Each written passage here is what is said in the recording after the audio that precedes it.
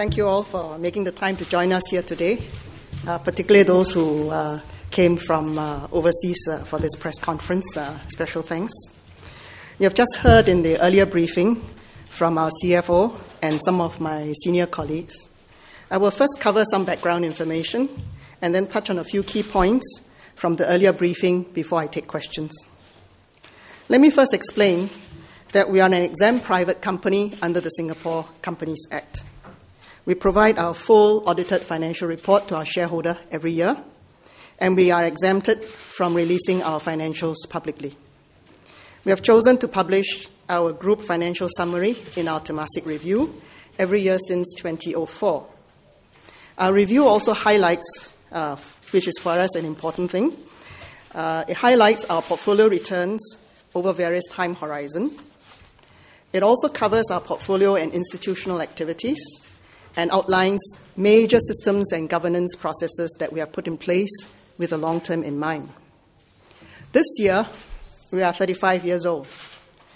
We continue to keep an eye on the future as a long-term investor. Our stance is to maintain a steady course, strengthen and reshape our portfolio, and invest in our people and in our wider community. I will next cover our performance, our investment posture, our institution building, and our outlook. As you are aware, the global financial and economic crisis started brewing in 2007 and boiled over in 2008 last year. This was the most serious crisis since the Great Depression in the 1930s. In March this year, our portfolio value was 130 billion Singapore dollars. This is up from 90 billion 5 years ago, but down from March last year. Markets have since steadied. As of July this year, our portfolio value rose by 42 billion to reach 172 billion. This is 93% of our peak year-end value of 185 billion last March. Our long-term total shareholder return, or TSR, was a healthy 16% compounded annually since our inception 35 years ago. This remains one of our key performance measures. We have a steady 13% compounded annually for our 20-year TSR. For the medium term, our 5-year TSR was 6% by market value and 11% by shareholder funds. Our short-term 1-year TSR was minus 30% by market value and minus 18% by shareholder funds. This was mostly due to the fall in the market values of our portfolio companies. We see ourselves investing as a long-term owner of our assets. We are not a fund manager and do not invest against a benchmark. However, we are often asked how our performance would compare against various equity indices, so we have provided them in our earlier briefing for your easy reference. As you can see, our returns have been creditable over various time periods and over different parts of the market cycles. This is largely because we have grown with Singapore and Asia, and we have a robust portfolio underpinned by our core blue chips. Our group net profit was 6 billion in March this year, compared to the record of 18 billion last March. This decline reflected the lower contributions from our portfolio companies, particularly the subsidiaries, and from our investment activities. In terms of our investment posture, we have stayed the course with a focus on the long term. Our book value remains a healthy 118 billion at the group level. We have been building up our liquidity methodically over the last 2 years as we were mindful of a possible downturn. This gave us a good net cash position and a lot of flexibility during a time when credit was very tight around the world. We had the opportunity to participate in the rights issue of several of our portfolio companies, including StanChart and DBS. We are happy with these investment calls. We were also able to invest selectively during the year.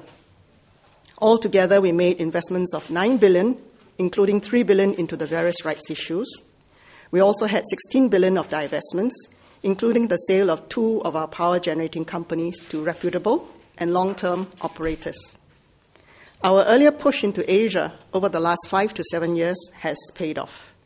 Despite the once-in-60 or 70-year downturn, the investments we made after 2002 gave us annualized returns of 19% as of March this year, compared to 9% for the older investments which we have made or held prior to March 2002. While we had half expected some kind of cyclical correction, we were not sure when or how it would be triggered. We certainly did not anticipate the speed or the depth of last year's global financial crisis, nor do we expect the crisis to originate from the US. However, our early move to increase our net cash position has served us well. On the institution building front, we continue to emphasize the long-term owner mindset. As I explained on other occasions, we like to invest like a knowledgeable and responsible 35-year-old with a family who has the right balance between conservatism and risk-taking, conservatism to try to survive all sorts of unexpected troubles, balance against the risk-taking appetite of someone with a long runway ahead to take risks for long-term returns. We are investing not for today or tomorrow, but really for future generations. This is what we mean when we say that we aim to create and deliver sustainable long-term value for our shareholders and our stakeholders. One important aspect of our culture is the owner mindset in our people. We think owner, act owner. To reinforce this, we have put in place a well-balanced compensation framework over 5 years ago. This framework fosters a one-team culture, emphasizes long-term over short-term, and aligns employee and shareholder interests over the short, medium, and long term.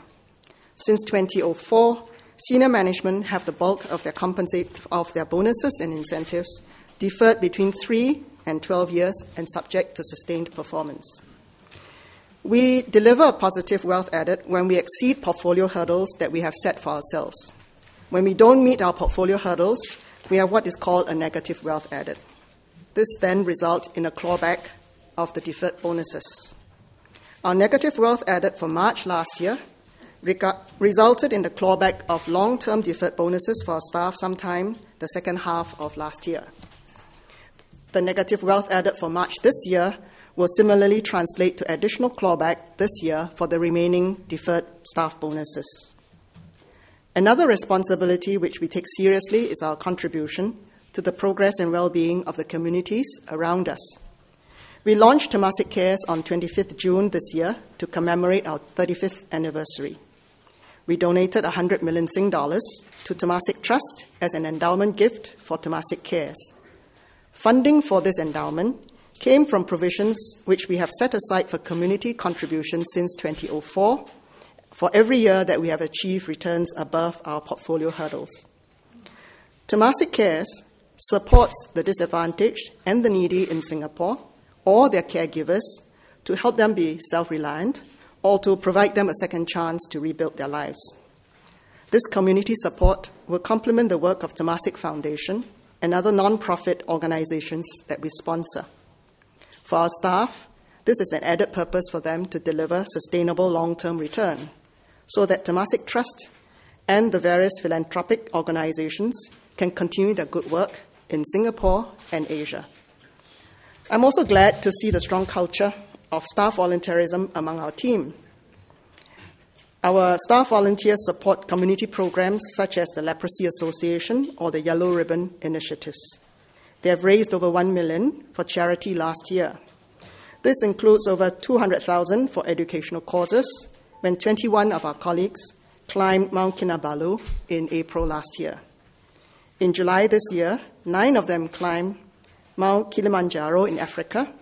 They raised over $300,000 for the Make-A-Wish Foundation to support more than 100 children with life-threatening illnesses.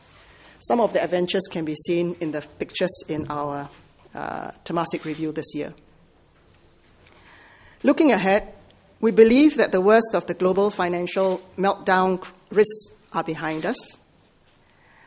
While there are some green shoots of growth, some structural risks still remain for the medium term. This includes the deleveraging that is taking place. Supply and demand also need to adjust to a new base in the new economy. This will take time. Protectionism is another medium-term risk. The global economy is expected to have a sluggish recovery in 2010. For Temasek, our value at risk, or VAR, is estimated at about 20% of our portfolio over 12 months. This is similar to the percentage VaR last March. This means an 84% probability, a reasonably high probability, that our portfolio value will rise or may fall at most by 20% over 12 months to March next year. Conversely, or on the flip side, it means a 16% probability that our portfolio value may fall more than 20% over 12 months. This is a theoretical estimate.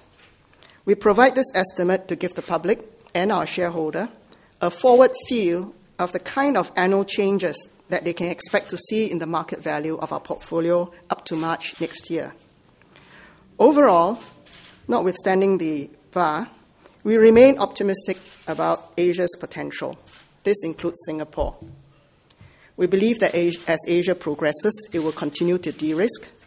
We are comfortable to overweight Asia.